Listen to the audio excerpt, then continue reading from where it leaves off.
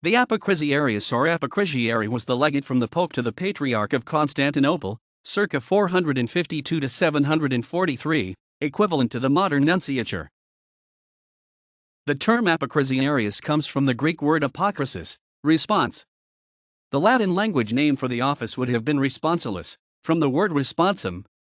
The term was also used by other ecclesiastical envoys, either between bishops or between a bishop and a royal court, although this specific office was one of the first and most notable examples. In part, the role of the apocrisiarius was to represent the interests of the Roman Church at the imperial court in Constantinople.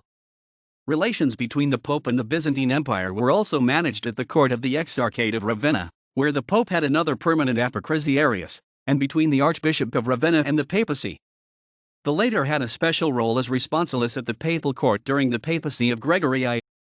According to the Catholic Encyclopedia, in view of the great importance attaching to the relations between the popes and the imperial court of Constantinople, especially after the fall of the Western Empire, 476, and during the great dogmatic controversies in the Greek Church, these papal representatives at Constantinople took on gradually the character of permanent legates and were accounted the most important and responsible among the papal envoys.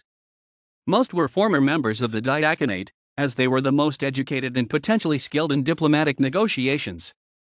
The apocrisiarius held considerable influence as a conduit for both public and covert communications between Pope and Byzantine Emperor.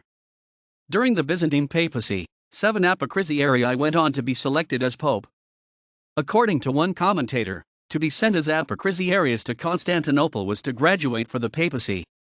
When in Constantinople, the apocrisiarius resided in the Placidia Palace, as early as the end of the Acacian Schism in 519. The popes continued to have a permanent apocrisiary in Constantinople until the time of the Byzantine Iconoclasm Edict of 726. Thereafter, Popes Gregory II, Gregory III, Zacharias, and Stephen II are known to have sent non-permanent apocrisiaries to Constantinople. The office ceased having any religious role in the 8th century, although it continued to be regularly occupied well into the 10th century.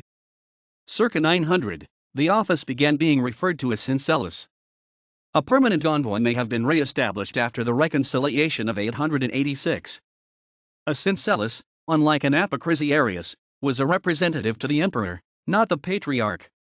These ambassadors continued into the 11th century, even after the East-West Schism. According to the Catholic Encyclopedia, from the reign of Charlemagne, d. 814, we find apocrisiarii at the court of the Frankish kings, but they are only royal arch-chaplains decorated with the title of the ancient papal envoys.